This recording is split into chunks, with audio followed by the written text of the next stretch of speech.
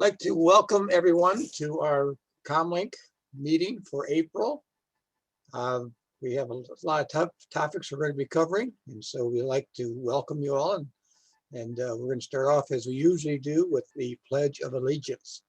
So could you join me and cover your heart?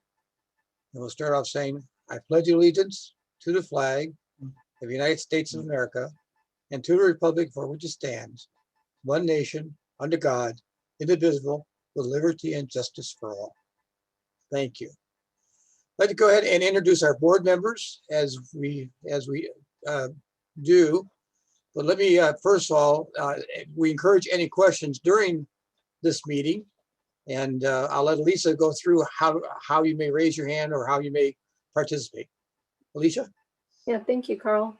So there are a couple ways for participants to participate during the meeting. If you have any questions or if you have any comments to make, please use the raise your hand feature.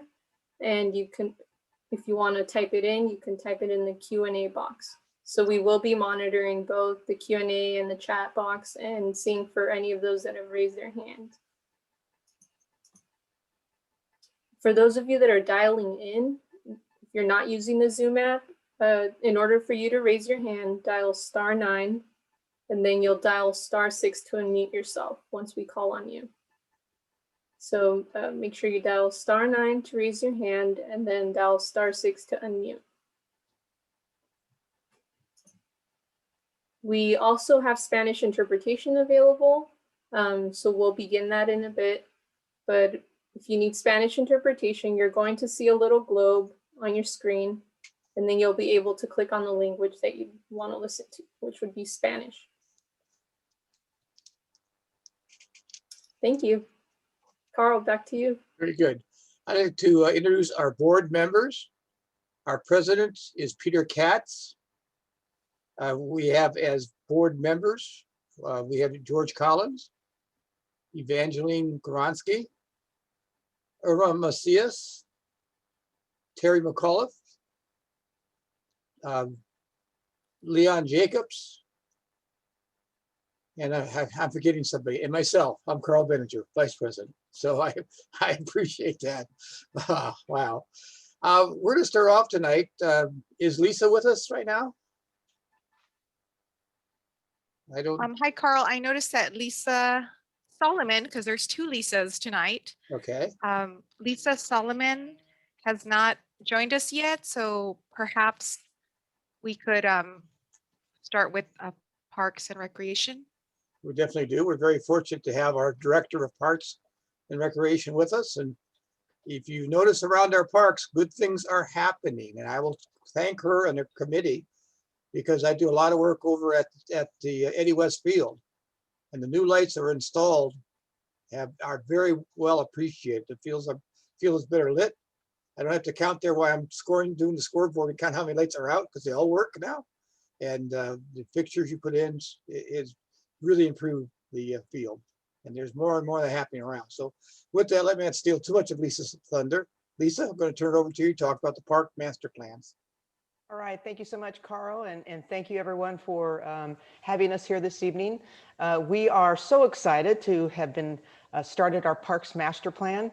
We've hired MIG to take us through this process. And tonight we have Cindy Mendoza that will be presenting just an overview of our Parks Master Plan. There's going to be a lot of community outreach that Cindy will talk about. And this is our first presentation of many that we'll be providing to the community. So thank you so much, you all, for having us. And I'm going to turn this over to Cindy. Great. Thank you so much, Lisa. And thank you all for allowing me to be here tonight to be able to introduce to you the Parks Master Plan planning process. I'm going to go ahead and share my screen so that you have an opportunity to see some of the elements that we will be addressing over the next year.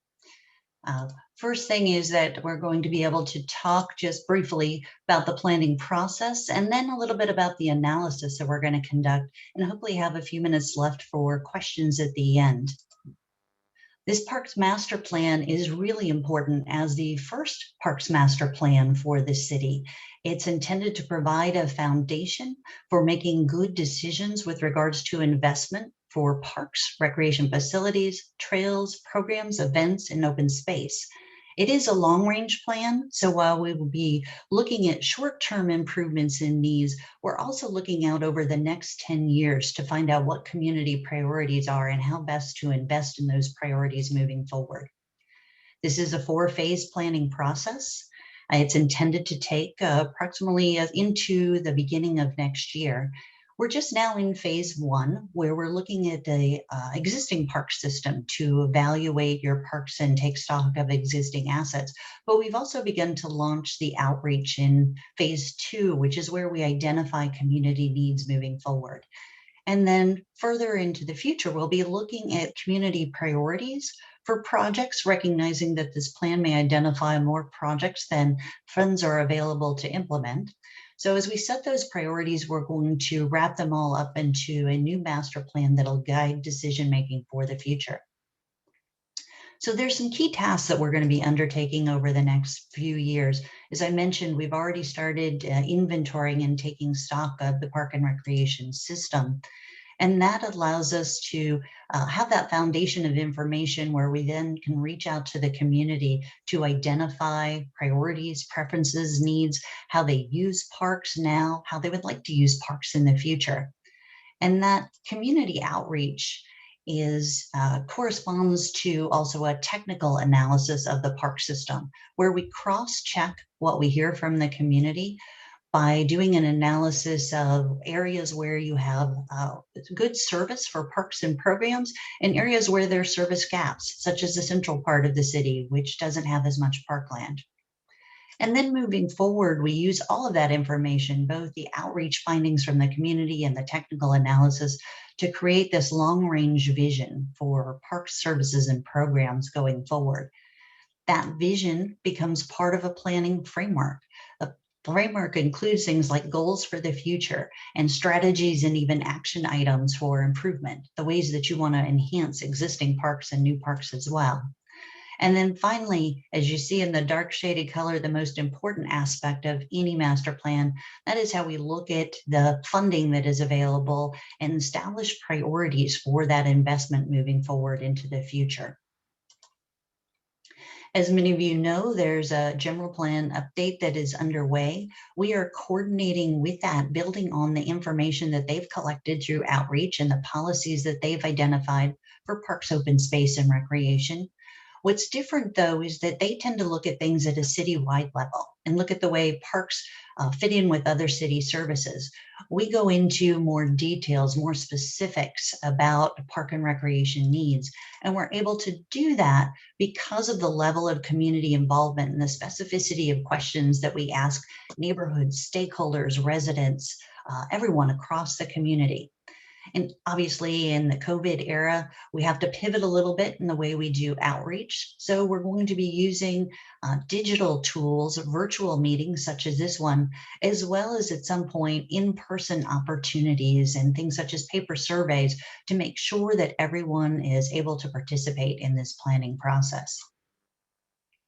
We have several goals identified for outreach. I'm not going to go through all of them tonight, but I want you to know that we have thought through the best way to engage residents across your community.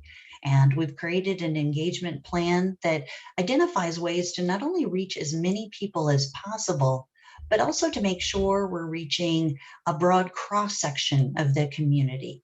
So we want to make sure there's diverse demographic groups ranging from youth to seniors.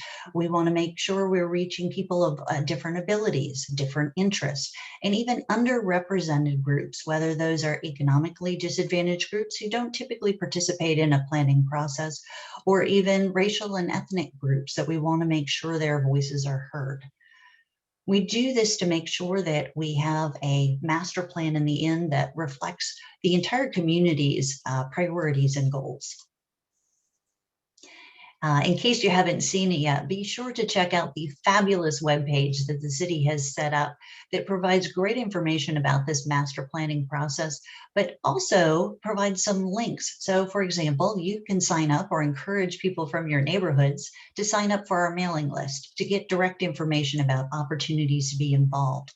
There's also a link to the survey that has been launched and lots of additional information about the planning process. This information will increase as we complete deliverables for the plan. There'll be a library of details that you can check there and updates about different ways to be involved as we move forward. As I mentioned, there is a survey underway. It just launched last week. We were amazed to see that already in the first few days, we have well over 400 responses. But again, that's just the tip of the iceberg in terms of the numbers of people that we would love to see involved in this. The survey is available online. It's available in English, Spanish, and Vietnamese. Soon you will be able to see flyers around town and even at bus stops and transit stations. We're going to be able to get the word out to the extent feasible so that people are aware of this. So some of the things you see here are posters that are going to appear across the community, or even a utility insert so that everyone in their water bill will have a chance to know about the survey. The survey really is going to give us great detail about the planning process, but it's not the only way that we want to reach out to people. Besides being available online, we are going to make sure that surveys are available on paper for those people who don't have online access. And we're also going to work with different community groups, partners and ambassadors, kind of liaisons to others in the community, knowing that we're not going to reach everyone unless we talk to some of these key community groups that will help connect us to their network. In addition to this, we also have established an advisory group that's made up of liaisons to different committees and commissions, and beyond that, representatives of different community groups across the entire city. So in that way, we're going to make sure that this plan in the end represents community needs. So very quickly, to cross-check what we're hearing from the community, we're going to look at different elements of the park system. You know, with Carl, you opened the meeting, you were talking about some amazing things that you know are out in the park system. So we're going to look at the park land, facilities, amenities such as benches and picnic tables, your major community centers and recreation centers, trails that are connecting things, as well as the programs and services that are required to keep the park and recreation system operating successfully.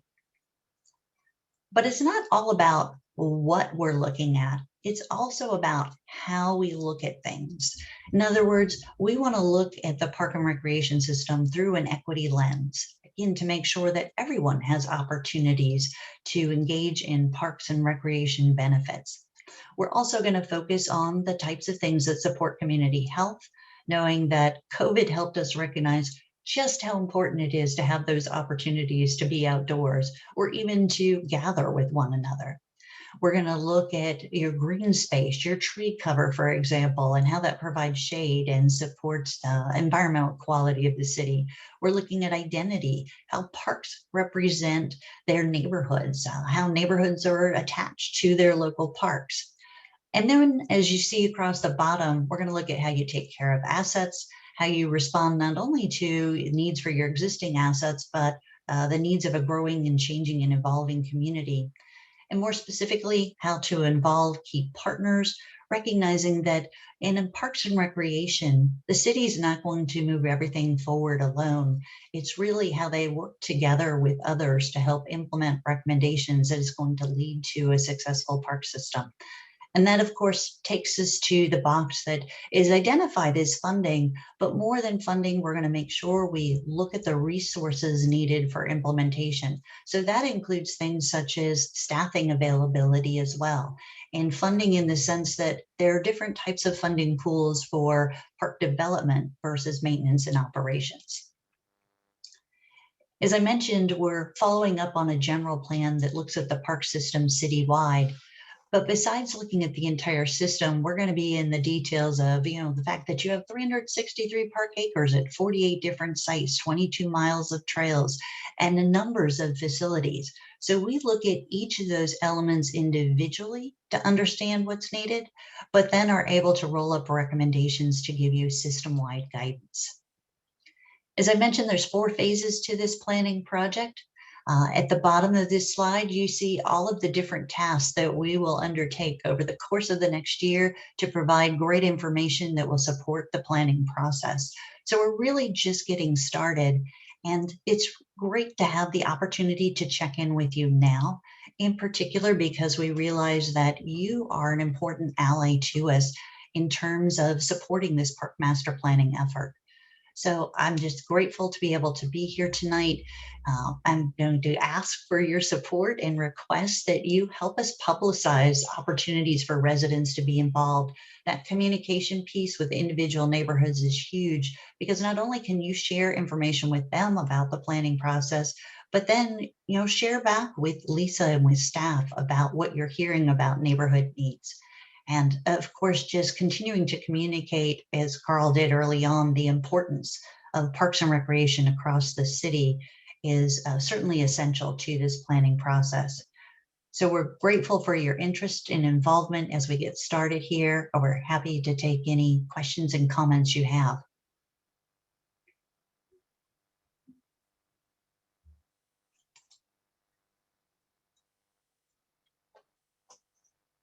So if any of you have any questions, just a couple, because we have 2 other updates to follow.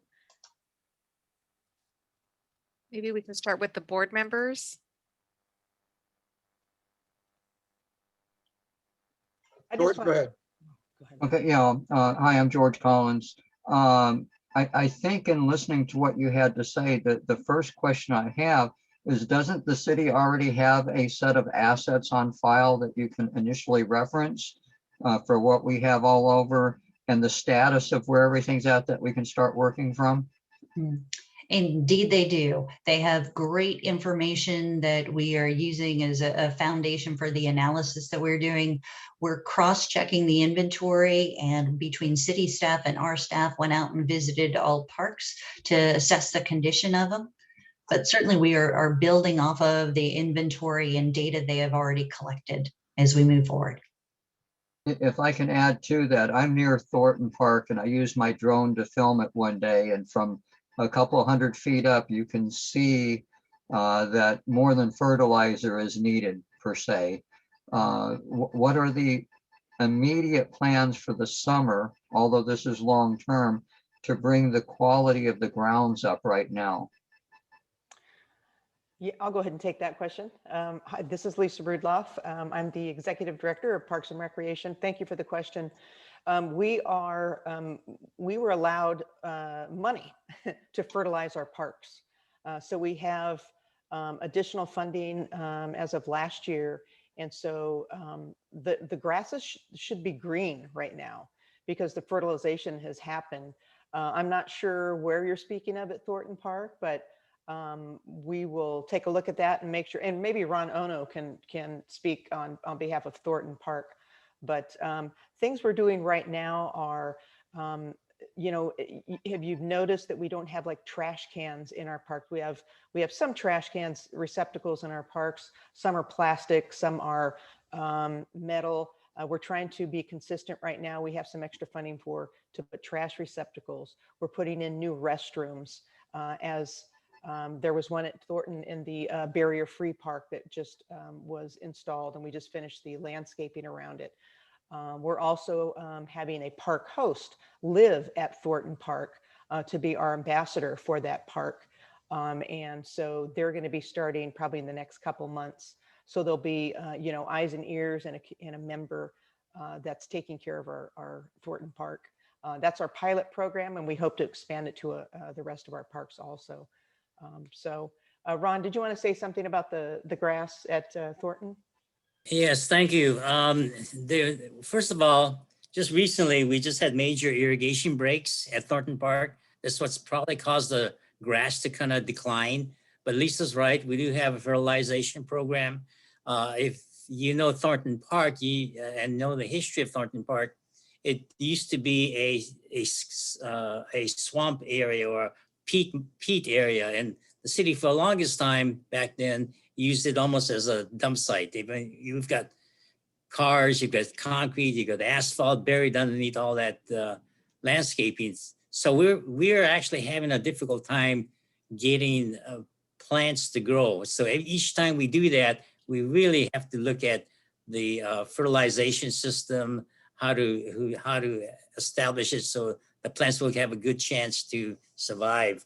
I don't know if you noticed, but we just we planted some trees several years ago. It looks like it got stunted, so we're doing it again. We are planting 140 trees in Thornton Park. We've planted half of it right now, and we'll continue planting and get that park established as one of the premier parks in Santa Ana. Thank Yeah. you, Ron. If I could just continue and close out, because you said a couple of things. I was kind of rhetorically saying fertilizer. The grass, I think where Thornton Park has a problem, and this was in a South Coast Metro meeting, we discussed this the other day, is there's a dog waste problem, and then there's a overuse soccer problem in the general large area there. Are there any plans to resolve either of those issues? Ron or Lisa, you Anybody? address that, or do you want me to address that? Yeah, Ron, you're fine. I was following on with you. Okay, as far as the dog waste, we are actually starting a pilot program along the bike trail to put in dog waste receptacles and bags. So if that becomes successful, I'm sure that we will continue it on. The problem with dog waste bags is, you probably already know, it's difficult to keep the bags in the container. You know, it gets removed or stolen, and so it's a continual problem. But we will try to make sure that it's always stocked. What was the other issue you were talking about now? No, one of the issues at Thornton Park is there's a large area, to the west of the lake there, and that's heavily used for soccer, which beats the grass down and destroys it right after you get it green. And I'm wondering if there's any way to try and manage that so it's not constantly destroyed. And I agree with you. I mean, it's a programming issue. As you know, we're short of soccer fields, so it's a matter of programming wherever we have open space to program soccer. We are in the process right now to install a synthetic turf field at Santa Anita. So hopefully that will help lessen the load on some of our other soccer fields. But with more and more, we're looking at installing synthetic fields so that you don't have the wear and tear on the grass. And also you can almost double the usage of those fields. Whereas you can't on natural turf. We've got to keep it low because of the wear and tear on the grass. Thank you, Ron. Thank you, Yeah. George. I'd like to, we have a typed question. Carl, if we can take one more question Okay, you from can. Celica Diaz on the chat is asking, can Parks and Rec be able to get some of the Revive Santa Ana funds to replace and update the playgrounds, picnic tables, and add shade over picnic tables? So that's, I'm not sure what the Revive money is, maybe Oh, the it's- federal. yeah, let state? me clarify. Yeah, it's the Okay. federal Yeah, American the ARPA or the. rescue. Yeah, it's the ARPA funds. Okay. Yeah, I think that we are waiting for the decision of how those funds can be spent. And so the city manager asked for our list, our wish list, and everything you wrote on there is on my wish list. Our playgrounds, our shade structures, our everything we need in parks. I put renovation of community centers. We need 13 new restrooms.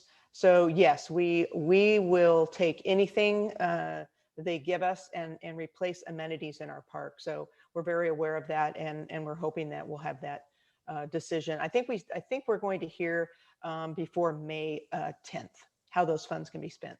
So thank you, I appreciate that. And Marguerite, I want to thank you for allowing us to be here and talk about the Parks Master Plan. And I want to thank Cindy very much. She is fantastic with her team to work with. What's exciting to me, and I've been here almost 3 years, is that my promise to the city manager was I want to help this park system and help the city have a beautiful, safe, and clean and heavily utilized park system.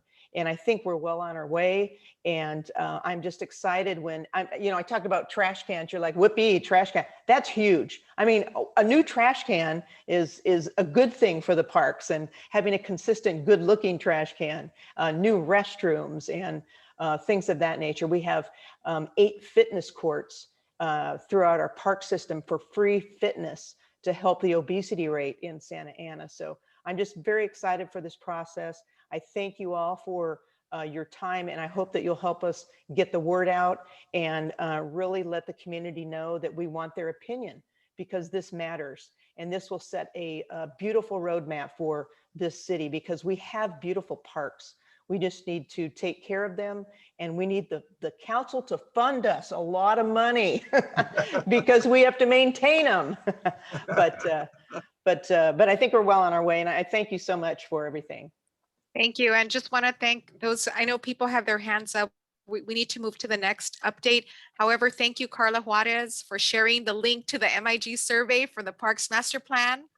So everyone's recommendations and comments can definitely be reflected through their completion of that survey. So same thing with Dale, looking forward to the Santiago Park improvements. Great, awesome. Thank you. Thank you all. So Carl, back to you. Okay, again, Oh, thank you. I'm sorry, Carl. I always interrupt you. I'm sorry. I just wanted to remind, and I'm going to say this in Spanish, but we just want to get a sense of who needs the interpreting. So, para los que hablan español, pueden mandar a mí, Margarita, un mensaje en el chat si ocupan traducción. So I'm just asking them to send me a message if they need interpreting. That way we can coordinate with that service with Narcy of our team. Back to you, Carl. Back to Sounds you. good. Okay, again, thank you to Lisa and her group. Very excited to what this park plan is going to bring up, and look forward to it. I'm going to now turn it over to Lisa Solomon to update us on the schools and where we stand from there. Lisa Solomon. Hi, everybody. This is Lisa Solomon, and I do apologize for being a little late today. We had our open house and a student was presenting, and I just couldn't leave him hanging there. So I apologize for that. Today, it's going to be a real quick update just to let you know what's going on in Santa Ana schools. We wanted to let you know that we continue with our learning labs. We have lots of activities, in-person activities that have started, high school athletics, band, cheerleading. We are going to be having in-person graduations, and we are going to be having in-person summer programs for all grade levels. And as you can tell, there's a variety of programs, including intervention programs, enrichment programs, extended school year for our special needs students. Engage 360 is going to offer programs as well. That's our after school program. We're going to have credit recovery, intermediate bridge, high school credit recovery classes, intermediate, it was repeated, and summer language academy and special education extended school. We're going to offer a variety of programs and try to provide service to as many children as possible. So if anyone wants to know more about in-person summer programs, make sure that they contact their schools. We also wanted to let everyone know that we do have vaccinations available on Mondays at Segerstrom High School. You can sign up for an appointment with any of the schools. You can call us. We'll set up an appointment for you. You can even call me. We do have vaccinations available. We've been working with Rite Aid, and last week we were able to give out 3,200 vaccines at Segerstrom High School alone. We do have other clinics going on in VIA, but if anyone needs help with signing up for one, please let us know. We wanted to also let you know that graduation this year is going to be at Angel Stadium. That way students are able to invite family members to come and attend. And the graduations are set for June 10th, 11th, and 12th this year. There will be more info to follow as to what days for which school.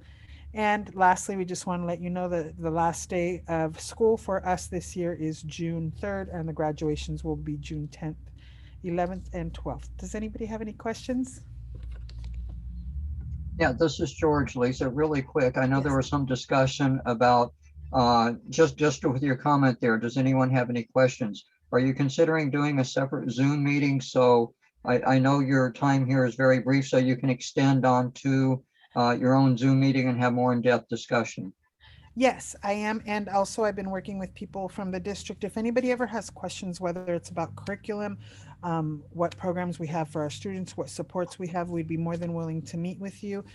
George, I know I've talked to you on numerous occasions. He'll have a question about what's happening. Are they teaching this? I heard they're doing this back east. And so any questions that we can answer, George, you know that we're here for you. I'm trying to work with our curriculum people because, as you know, I'm the elementary person. And if something is happening in the high school, I want to make sure that you're as fully informed as possible. So yes, I am available, George. We just, I think, have to set up the dates. We're both kind of busy people. And anyone who wanted to join us too, we'd be willing to work with you. Thank you so much, Outstanding, Lisa. Lisa. Thank you. Thank you. Okay. Are there Okay, any other Carl. Okay, just gonna ask if there's any more questions for Lisa. If we don't have any, then Lisa, thank you as always. Okay, now I'm gonna turn it over to Parks and Recreations, and No. We already did that, Carl. you're, okay, We're going to Public Works. Public Works, thank you. I'm sorry, that's what I thought I said. William, good to see you again, sir, on it. Good evening, everyone. Carl, you don't like me anymore. I'm Anyway, sorry. good evening, everyone. My name's William Galvez, city engineer, and I hope you can all hear me. I'm thinking yes, because I can see some nods. I was asked to provide a comlink with a summary of construction activities. And so in doing this presentation, I didn't prepare a PowerPoint. I wanted this to be interactive. And so I'm hoping, I have my fingers crossed that this is going to work. So what I'm gonna do is I'm gonna share my screen, and I'm gonna go to use the city website to talk a little bit about some of the construction activities and how you can kind of self-help to get this information. And then I have a couple of slides that I can show you and describe some of the construction activities that are going to be happening pre-summer and then during the summer. So I'm going to try to share my screen. So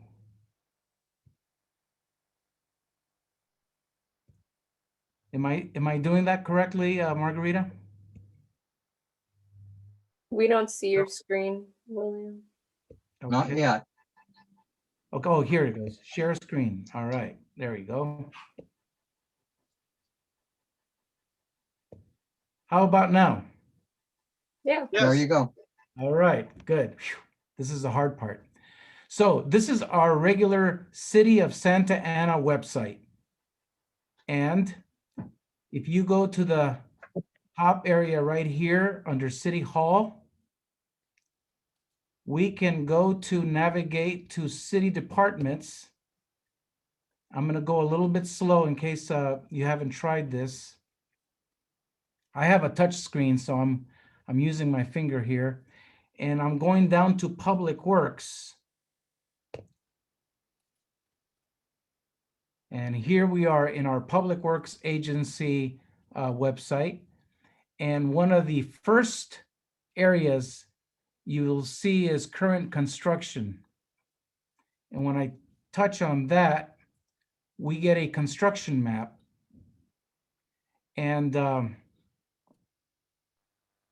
this construction map maybe doesn't look too impressive, but one of the nice features of this construction map is that you can zoom in. So I'm zooming in. And I think David Helvig asked about Santiago Park. And if I click on Santiago Park, you get a little summary there of what is going on with Santiago Park. The fact that we are estimating our start date this month. We actually have a meeting with the contractor next week. So that's some good news. And so we have a resource here of all of the construction activities that we have programmed in the city. And some of the information will pop up in a different way. For example, we have some water main work over here in the St. Gertrude Grand area. And sometimes we'll actually have a flyer that will come up, and it'll summarize the who the construction contractor is and their phone number. So let's see here. Now I'm stuck. Uh-oh. We could see the screen that shows the specific project information with the estimated start time and at the bottom, the construction hotline. Oh, now we're back to the map. Okay, all right. So I wanted to show you this construction map because everything that I'm going to be talking about is on this construction map already. So I am going to back out here.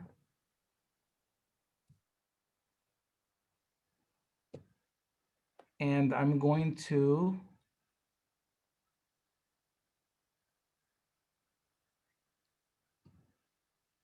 okay. I'm going to share my screen, and I hope I'm sharing the right thing here. Can you see that? We're seeing a screen that shows different departments, City of Santa Ana. We're still in the website of the city. If that's where you want to be. We see the first, the homepage of the city's webpage, William. Okay, how about now? Okay, now we see the Word document of construction Okay. activities. Okay.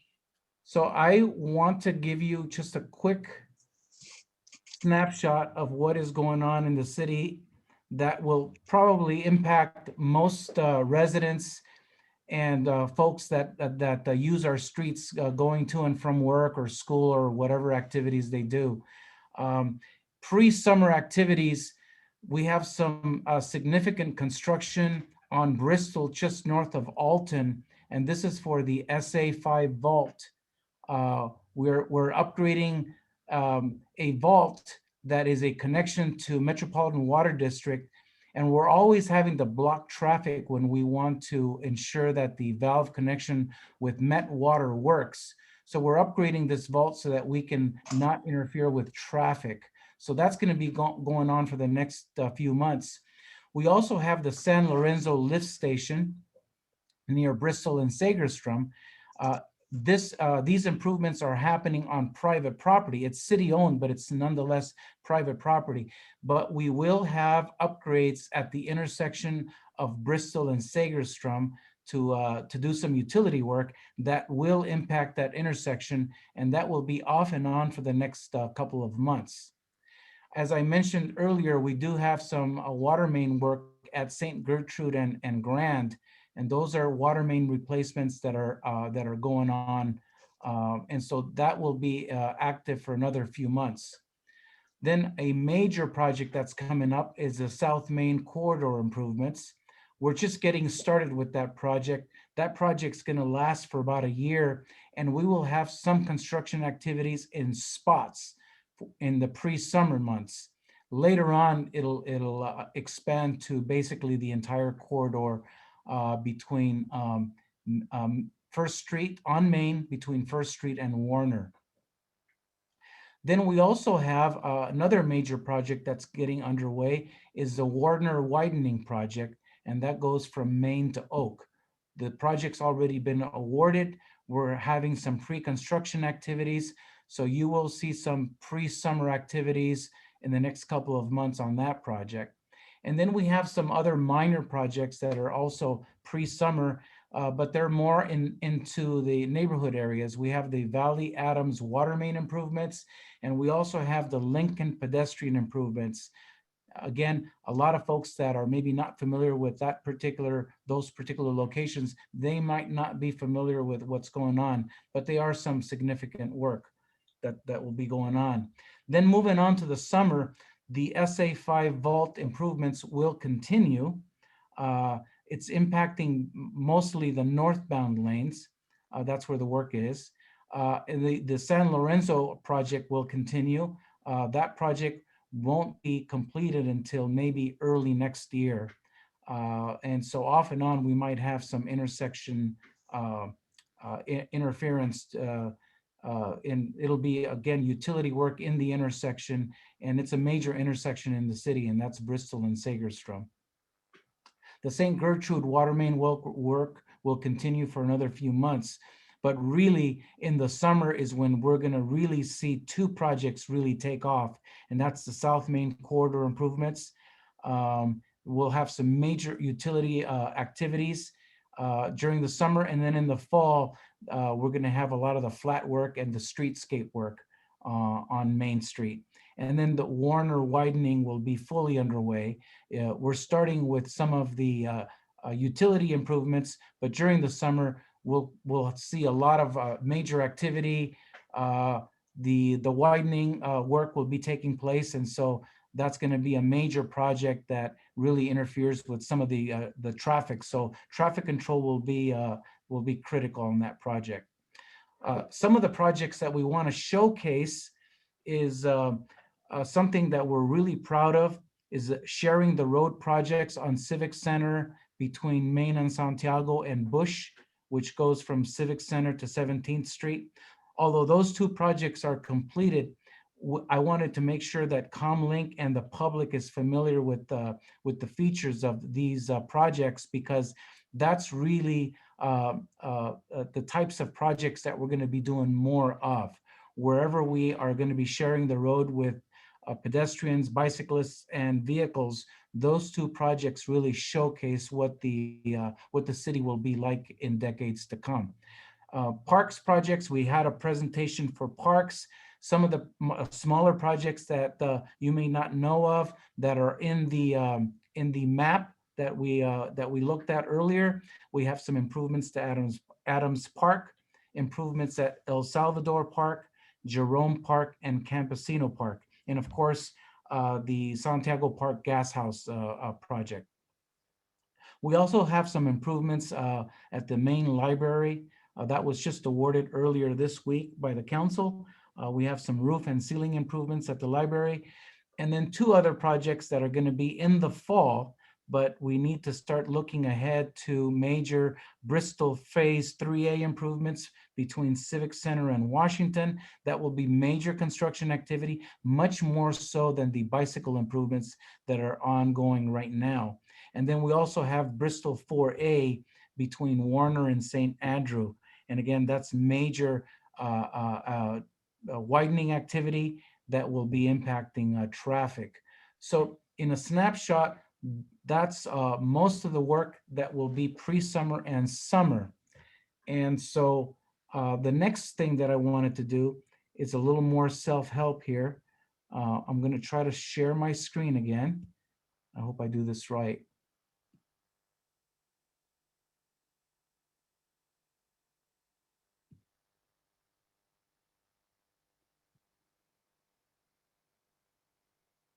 Are you sharing another document? Yes, William? I'm trying to. Okay.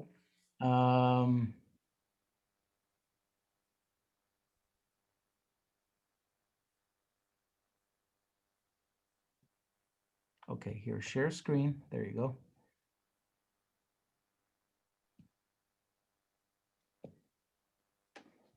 Can you all see that? Yes. Report public works issues. I just wanted to make sure that you can always call me on the telephone. I pick up my phone. I'm only one person. The first two bullets highlight the fact that you can always call us to the Public Works dispatch phone. You can always email us at pwadispatch@santa-ana.org. The Public Works dispatch phone is 714-area 647-3380. However, it's really neat if you just go online to the City of Santa Ana homepage, and there is right at the front of the homepage, there is a report and issue. And that works so similar. It's almost identical to the way our My Santa Ana app works. They both work very, very similarly. I just used the My Santa Ana app today for a couple of things. I was out in the field. The My Santa Ana app works great because when you bring it up, I just take a picture of what the issue is and I press send. I don't even have to describe it. I just send it in, and then I get an acknowledgement after you register. I got an acknowledgement that the water leak that I reported is being routed to the right folks. So this is really a great resource for the community to have. The next slide that I wanted to share, and then of course I can show you interactively how this works, but I'm afraid that I'm going to key in something incorrect. So let me see if I can get this next slide here.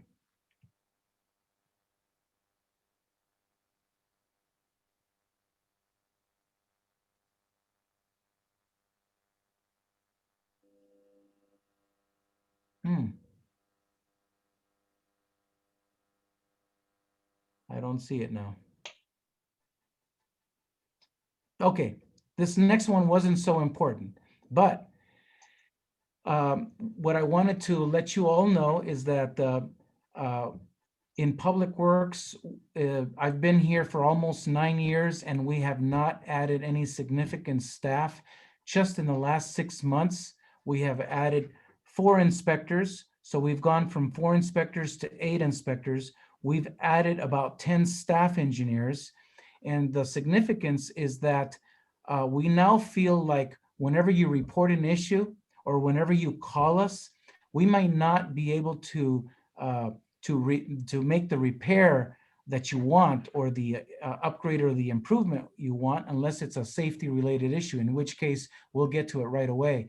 But the point is that now we have sufficient staff to actually look into the matter and actually respond to you, perform the inspection. So again, we have 8 inspectors citywide.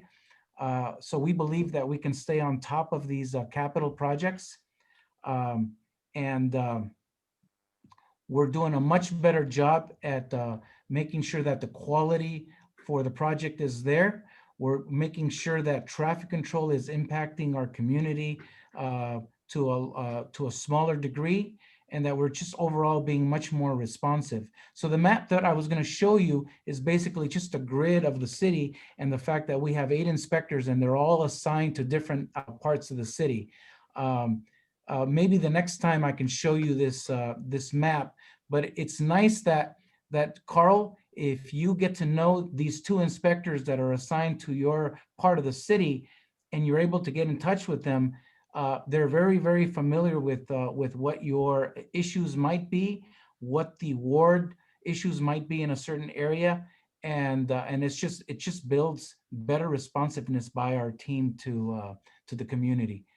So I couldn't get to that map, but I just wanted to show you that we feel really good in Public Works because, again, we've added quite a bit of staff to engineering, and we have our plate full because we do have a wide range of capital projects that are coming up.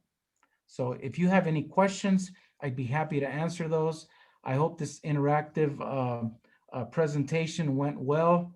Yeah.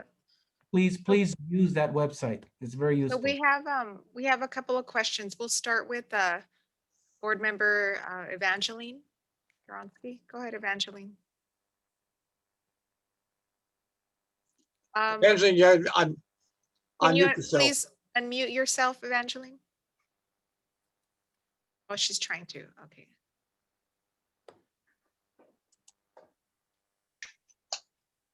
Okay, let me ask. Go ahead and unmute yourself now. It should work. You're unmuted now. Okay, we're unable to hear you, Evangeline.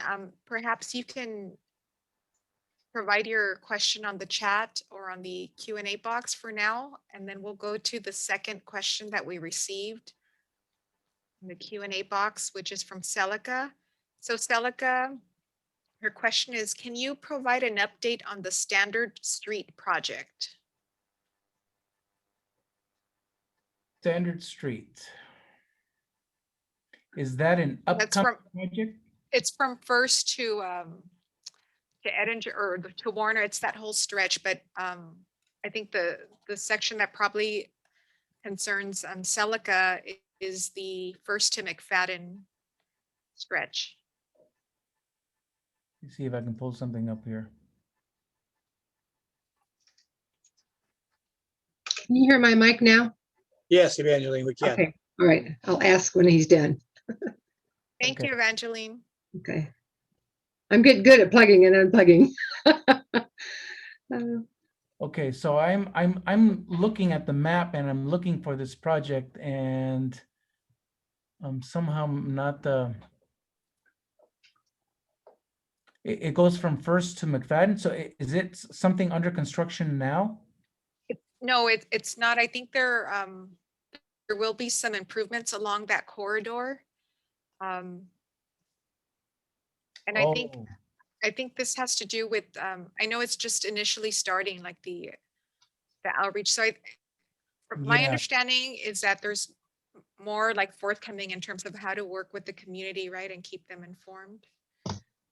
Yes, I don't have an answer for you. I can find out and provide you what the status is of that project. I think it's also tied to some land development activities that we're having in the area, possibly. I came prepared to show you the construction activities that are actually ongoing now, but I can find out some information and send it to Comlink. So I'm sorry that I don't have any answers for you right now on that project. So Celica, we'll get back to you on that one and we'll be sure to get the information and share it with the board and with Celica. Okay, so Go, Evangeline, we're back. Evangeline. Yes, may I ask now? Yes. My turn, okay. Mr. Galvez, thank you for being with us again. It's nice to have you again with us this time. I have a question about the neighborhood sidewalks. When does the city have plans to repair the sidewalks within the neighborhoods that are being lifted by the trees? I have proof of shoulder surgery and a chin sewn up a couple of years ago from the raising of our tree in front of our house. And Wilshire Square, I know, has an awful lot of problems, an awful lot of raised sidewalks because of the tree roots. So I was wondering, when does the city have on schedule to do something about the individual neighborhoods? Okay. And then another thing, let me ask this while I'm on, while I'm on a roll here, just to make you aware. Are you aware, is the city aware that every Sunday morning, my husband and I drive north on Broadway at 6:30 in the morning to go to the 7 o'clock mass at the Holy Family. And we've noticed lately that from about Cubbon going north to First Street, there's quite a bit of water that's running on the curbside on the east side of the street. And we still can't find out exactly where it may be coming from. And it's not, I don't think it's anybody's sprinkler. But I thought the city ought to be aware of that to see what that is. But we see it 6:30 Sunday morning. So whether it's the other mornings, I don't know. But you might want to look into that maybe next Sunday and see where that is. Okay. Okay. So back to the sidewalks. How can you answer us on that? Okay. Thank you for the lead on the North Broadway and Coven. I'll be looking into it, and I'm going to use my Santa Ana app to at least get our water folks to go out there and check it out. Okay. But, yeah, as far as sidewalks go, the good news is that we're starting to get more funding approved from the council to repair sidewalks. We're also repairing sidewalks whenever we can attach them to a capital or regular capital project. I think if there are any particular concerns for sidewalks, the best thing to do is just to contact me and to send me an email with the locations that you want us to look at. Okay. And we do have a major sidewalk project that's coming up for award, and that is being handled by Pedro Guillen of maintenance. And then the other another issue that I wanted to report to you is that about 5 years ago, we did a citywide analysis of all of the conditions of the of sidewalks and wheelchair ramps. We did this citywide, and it's time for us to do this again. So this is something that we're going to be undertaking. It'll be a citywide study where we will evaluate all of the locations of missing wheelchair ramps, and then any hazardous conditions of wheelchair ramps and sidewalks. And because we have a much better GIS mapping system that's now finally online, we'll be able to, when we get a report on sidewalks, you'll be able to see that the locations are already marked up on a map, and we'll have a priority list that we can go out and repair sidewalks in a fair manner when there's limited funding. I will find out for you when this next major sidewalk project is being awarded. I know that it's in the neighborhood of about $500,000 to $750,000 just for sidewalk improvements. This is just for sidewalk repairs. Mhm. So if you let me know the locations of your concern, if we want to do the worst first, obviously the hazardous locations, we want to get those repaired right away. All right, that's great. Thank you. I'll keep in touch with you. Okay. All right, thank you, Mr. Galvez. Next. George? Yeah, thank you. I have a question that actually goes citywide, and I'm not sure who to address it to, so I'll address it to you. I saw it on Euclid on 17th Street, and there's really an excellent example on Segerstrom Dryer over by the railroad tracks between Maine and I believe it's Saddleback High School. And it's where part of the street has been dug up and repaired, and part of it's repaired perfectly. You can't tell you're running over it. It's just a different color of asphalt. Then you go to the next section and you have to slow down because everything's flying around the car because the repairs were so bad. How do you want that reported? Is that something to be reported? And why can't we get it all one standard? So are these street sections, were they paved and then somebody came in after the fact and they dug up a new street? Is that what it is? Or were two different streets done and one is just of a higher quality than the other? Is that what No, it is? actually, I found it all over Santa Ana. It's where they're, I don't want to call them temporary repairs because it seems like it never gets finished. But where let's say a 20-foot by 4-foot wide section is taken up, and then they put asphalt back down. It seems like one company will roll it out and match the existing asphalt and make it nice and smooth. And the other company will just make it an inch or an inch and a half high, hoping that the cars will pack it down. So those are the two differences I'm seeing. I'm seeing it on Euclid, 17th Street. Obviously, 4th Street is horrendous, but it's there. But on Dyer, the Segerstrom Dyer section, that's maybe only 6 months old, and it's kind of bad in that curve leading up to the railroad tracks. And I'm just wondering, is that something to report to you? What department to report it to? Yes, and in order, if you have a particular location that's kind of like on its own, tell us what location it is by address or description. But it sounds like there are certain segments in the city that have many cuts in them, and so all we need to know is the street from and to, and we will go check it out. I will coordinate with TAG to see if any of those cuts are related to a certain permit. Sometimes we actually have unpermitted activity, and then we have to try to figure out who to go after. If we have a permit, we can make the permittee replace the asphalt in a good workmanship way. So just let me know. You can report it using the My Santa Ana app, or you can use the city website, or you can give me a call, or you can send me an email.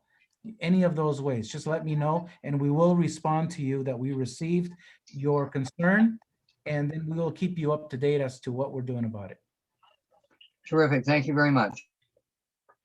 I think we have, Carl, I think we have one question from Go Terry. ahead. Terry McCall. Good evening, everybody. My question had to do with the asphalt repair that's being done by the contractors in the city. Why are they not being held to the standards of the asphalt repairs? I mean, we have it written down, we have rules that we should follow, and it doesn't seem like we do. Yeah, that's a really good question. I know that Terry, that you've brought this up to our attention before. I think that the excuse that we've had before is that we had 4 inspectors and we were spread thin. I think that we no longer have that excuse. If we can find out a location, We have 8 inspectors, and we can be all over the contractors or anyone that has a permit. I'm confident that we're doing that now. If you can help us be our eyes and ears, then we can research who the permittee is, and we can hold them accountable. Well, the payback on Main Street is just horrible. In between Civic Center and First Street, it's not acceptable according to your rules. Yeah, that may have something to do with all of the construction activity that's happening in the downtown area, related to the streetcar and related to some of our projects, that Civic Center improvement from Maine to Santiago, and some of the other improvements that are happening in downtown. So that's probably our most challenging area because of the volume of traffic and just the businesses and the number of projects we have. It's a work in progress. It's something that I've been paying attention to daily now. I meet with the streetcar staff on a daily basis. Again, if you send me the particular area of concern, I mean, I know that you said Main between Civic and First, and that it's unacceptable, and it's something that we're going to be pursuing. But the streetcar project is probably not going to be completed until early 2023. But it's a construction project that has to follow the city rules, and they're not being followed. So that tells me that you're not enforcing them. Yeah, that and you're probably partly correct. The contractor building the streetcar does not work directly for the city. The contractor Walsh works for OCTA, and so we do provide some inspection services, and we try to coordinate the best we can with that. So I will look at the paving and the repairs on Main between Civic and First. If there's any other locations of concern, I'll look into those. That's the best that I can do right now. Okay, thank you very much. Yeah, William, I do have a question.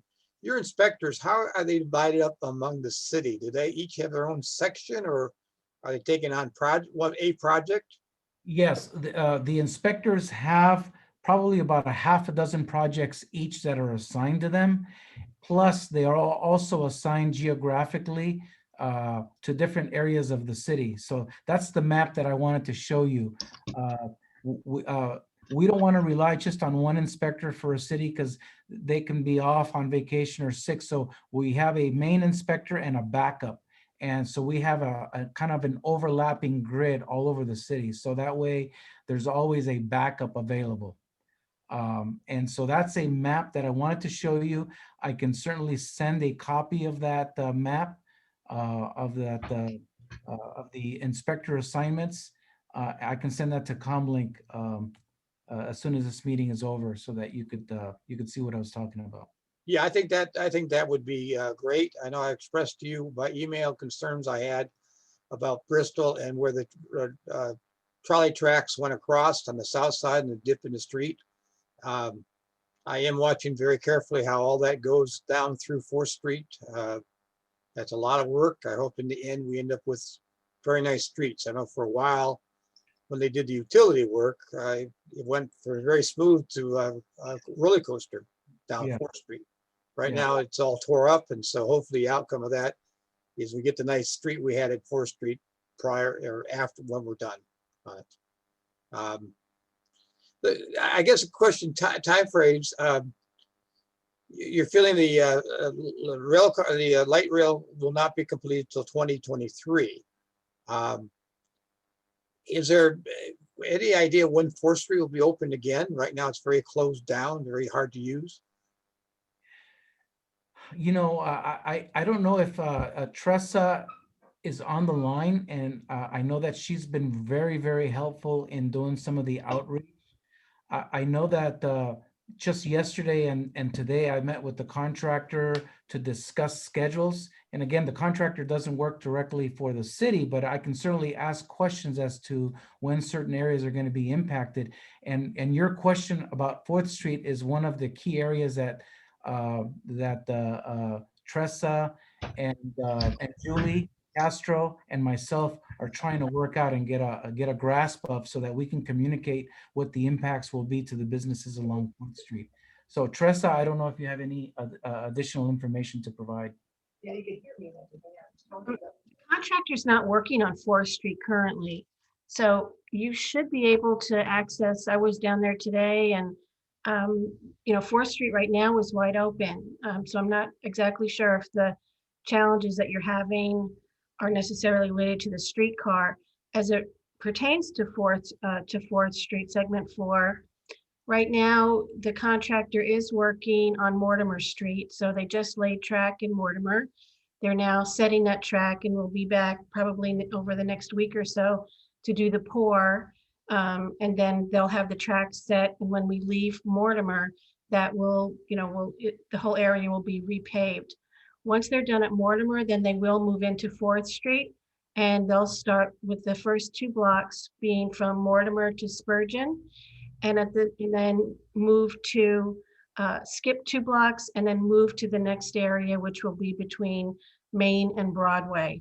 Then they'll complete that section and then move back. And 4th Street is broken up. There's 8 blocks, and so they can't work in any larger than a 2-block segment. And those 2-block segments can't be adjacent to each other. So I know we have to hop, skip around a little bit, but that's in order to keep sort of the traffic flowing around the area and make sure that we don't create a situation where anyone has to park too far away from the businesses, which will always provide access to. There'll be about a 4-foot buffer for pedestrians off the building faces. And once Walsh gets into that area, as I said before, traffic will be closed for about 2-block segments starting at Mortimer. Well, I generally travel between Rate and Bristol is where I use 4th Street. And as of last Saturday, I had to avoid it. Okay. So right now the contractor is working, that's the project segment 2. They finished the work on the north side of Bristol. So in that segment of town, you're going to have tracks on both the north and south side of the street.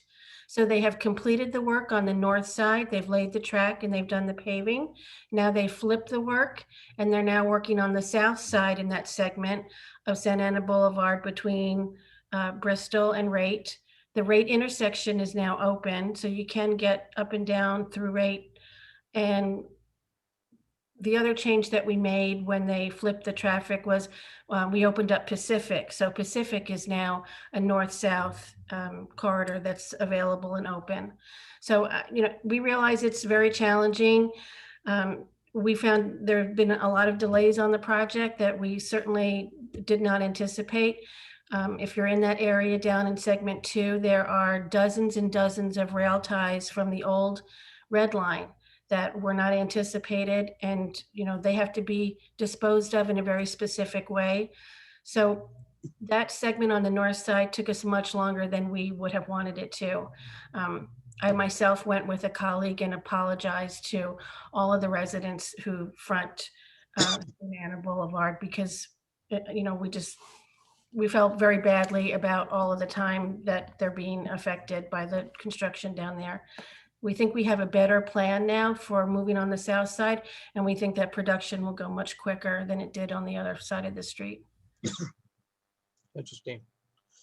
I just out of curiosity, the tracks you had to remove, was there asbestos concern, or what was the problem? The rail ties have creosote, so it's the old, Yes. so it's creosote is the wood preservative.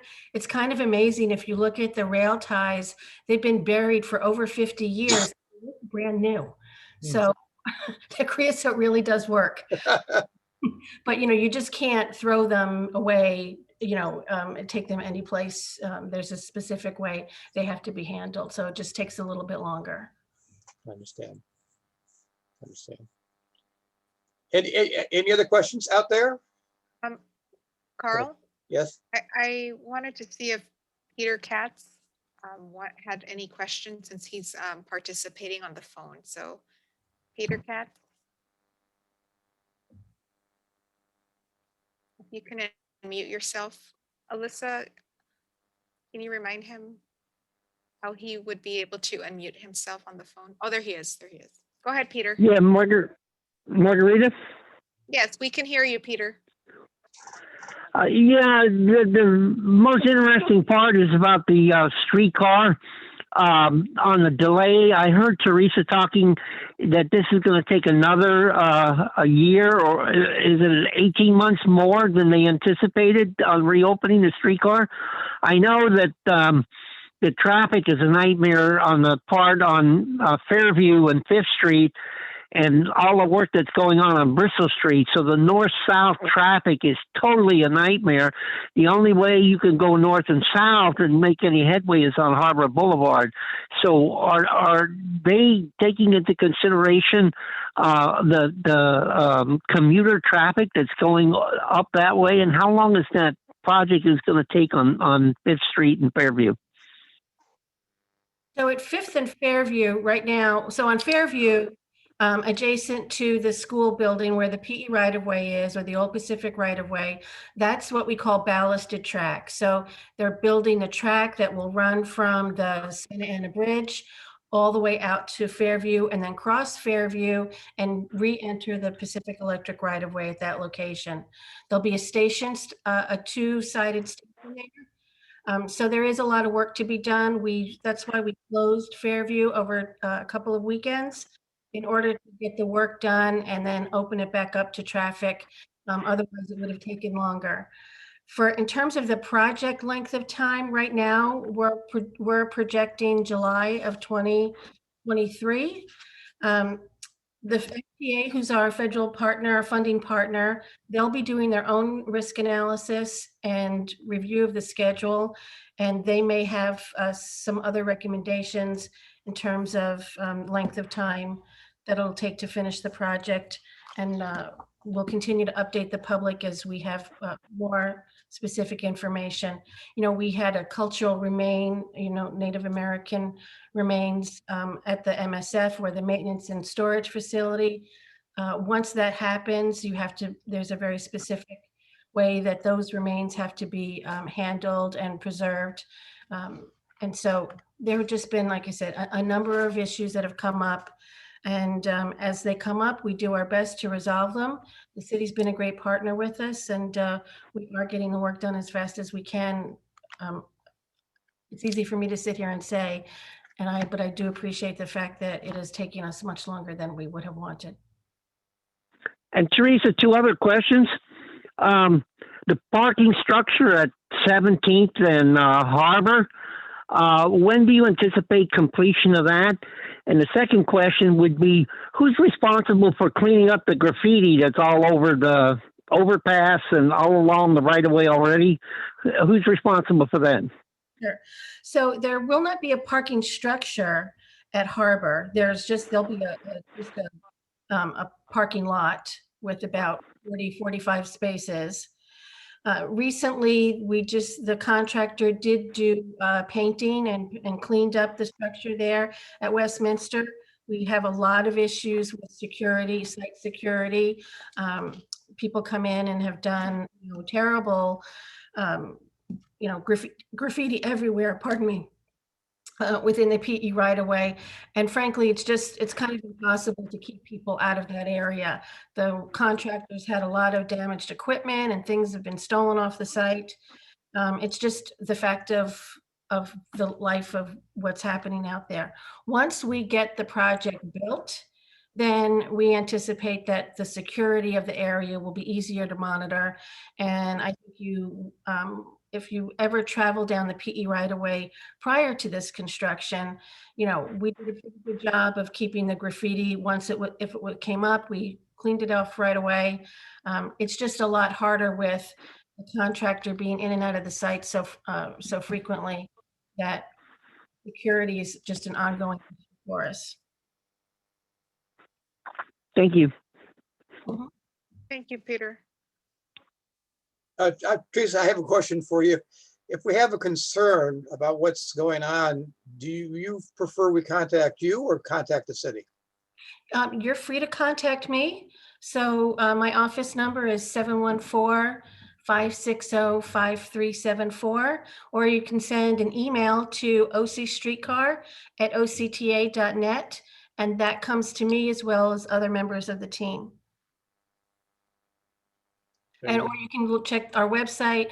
It's www.ocstreetcar.com. You can follow project to get updates on Facebook and Instagram. Same way you find us everywhere else, which is OC Streetcar. And Carl, this is William. We do meet with the streetcar team every week. And then in addition to that, I know that Tressa has many meetings with Julie and some of the outreach efforts. Separately, I meet with the construction management team and also with the contractor on an as-needed basis. But now lately, it's been weekly. So if there are any issues that Tressa learns about, she's quick to bring those up to my attention, and the same works the other way too. So we've become a pretty well-oiled machine. Unfortunately, this is a very, very complex project, and there's been some setbacks, and we're doing the best we can. Very good. Thank you for putting up on the chat area, Marguerite. We now have Teresa's number and email address. Appreciate it. Do we have any other questions out there? Yes, Either raise your hand or ask them on the chat. we have a question from Isaac. And go ahead, Isaac.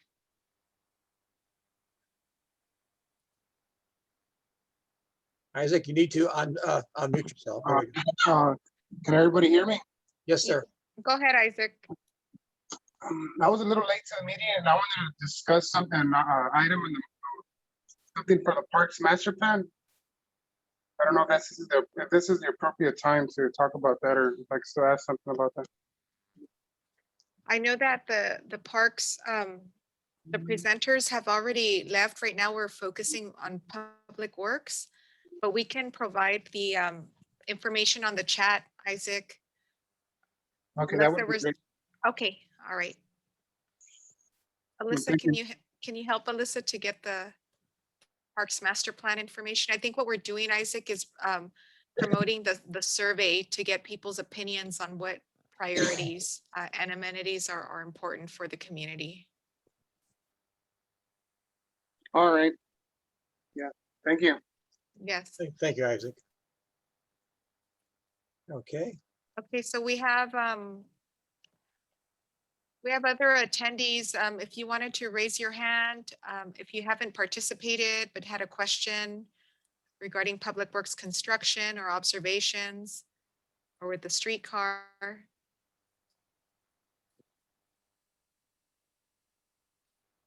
Irma Macias has a question, so let me, go ahead, Irma, you can unmute yourself.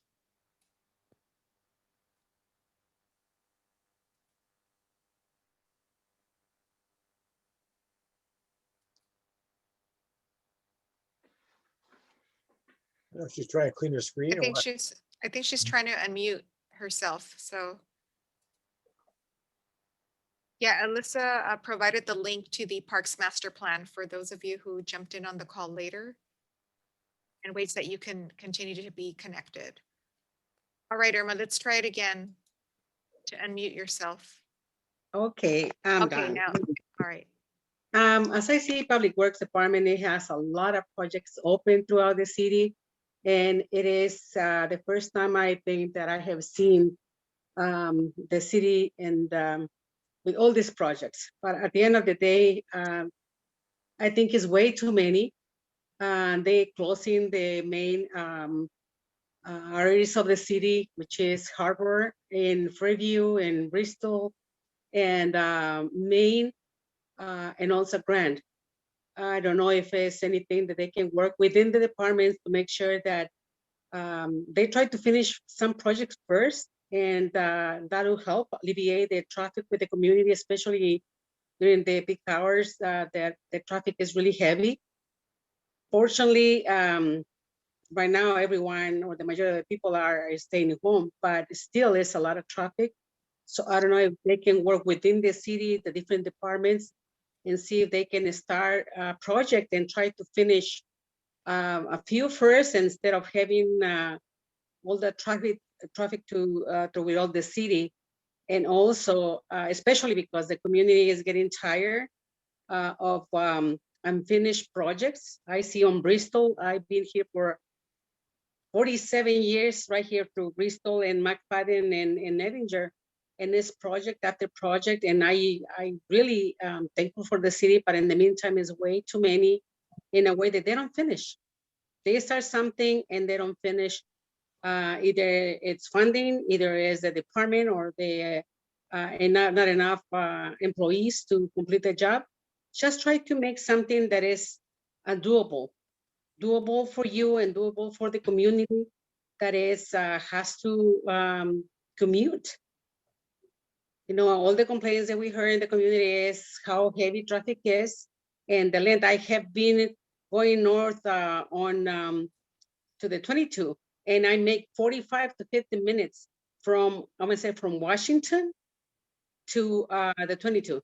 So, and I am not in a hurry, but these people have to go home. They have to spend more, less time driving and more quality time with their families. So hopefully the departments think a little bit, you know, work all together and make sure that the projects that you have at hand are necessary for the city, but in the meantime, try to take less and make more. I don't know if that might make any sense, but to me, throughout the city, this is where we go to meetings and talk to people, and these are the complaints. Hopefully, Mr. Williams, it's a pleasure to see you again. And hopefully you can think of ways of how alleviate this problem, at least because I know they have a lot of projects coming on Maine, Bristol, Warner, Fairview, Harbor, so you name it. And those are the main areas to the city. Hopefully you can help us. Well, Thank you, Irma. we'll try to do a better job in coordinating our work, because I think that we have such a backlog of infrastructure improvements that we have to fix and repair. But I think that you're right. We should be able to do a better job in coordinating the work. Thank Well, you. greatly appreciate it. Thank you. Carl, if we can move on to the last item, the poll that we want to Oh, launch.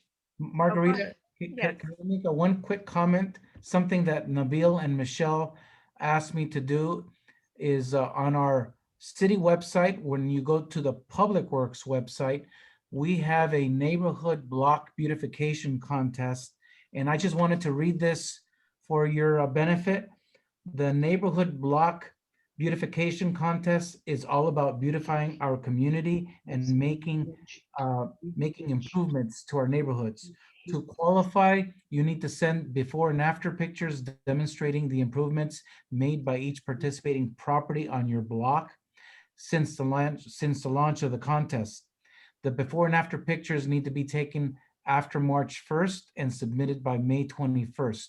So all of this is available, all of the instructions and the information is right on the Public Works website, and it's an area highlighted called Neighborhood Block Beautification Contest. It's the first of its kind this year. We're hoping to get participation. The winners get a $100 gift certificate plus a beautiful sign on either end of the block. So just for all of you to be aware that this is something that we're looking forward to. And it is key that it's on May 21st. That's Public Works Week, that week of May 21st. So we're going to be trying to do this every year in the month of May. Third week of May is Public Works Week. So just a plug for us. Thank you. And we shared the site, William, on the chat. The Neighborhood Block Beautification Program. Excellent. Thank you. All right, Carl. Okay. Lisa, you want to talk too about the Zoom questionnaire you have? Yes. Hi, everyone. So if you can stay tuned, So we're gonna launch a poll. So the question is, please select the top 5 topics that you would like to have discussed at future ComLink meetings. So if you can select up to 5, the first one, COVID-19 updates and resources. Another option can be city budget, the Revive Santa Ana funding, parks and recreation services, homeless services, city infrastructure construction projects, community emergency response team, parking and traffic safety concerns, code enforcement, or other. So if you see something on here that, it's not on here, you can type it in the chat box if it's an other option. But we just want to kind of gauge what you guys would want to see at future ComLink meetings. Bless you. I'm going to mute you, Evangeline.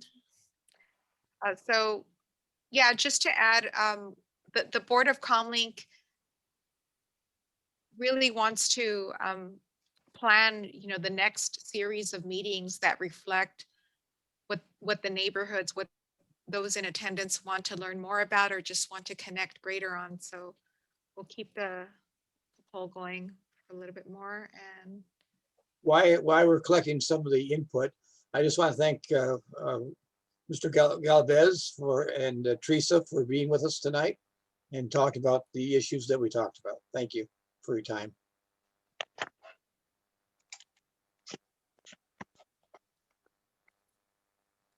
So those also want to thank Ron for joining us for this meeting. And Ron, you never look like you age a year. How do you stay so young? No.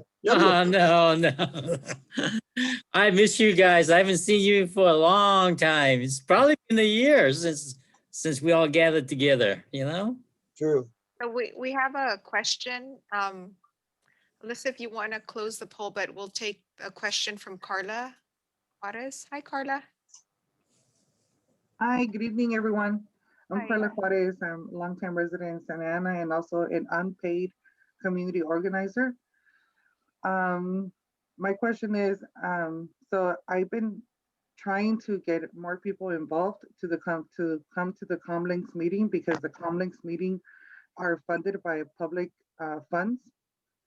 And it doesn't seem, well, I'll get to the point. Facebook.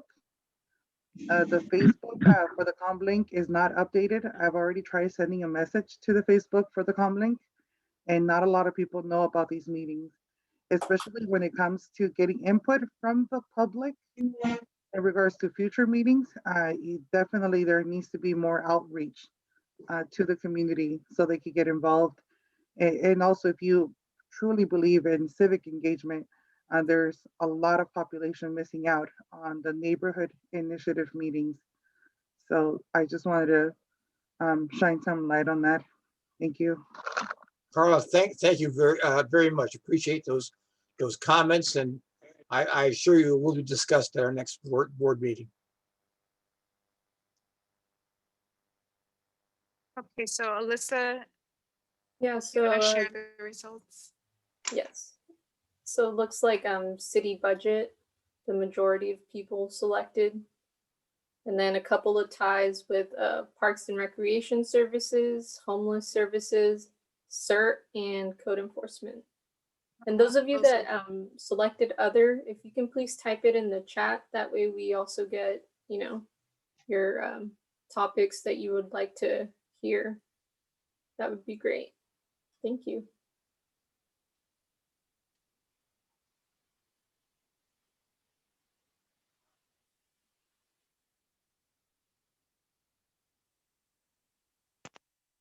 So Celica typed in the chat that she agrees with Carla. Can the ComLink meetings have an added link on the City of Santa Ana page?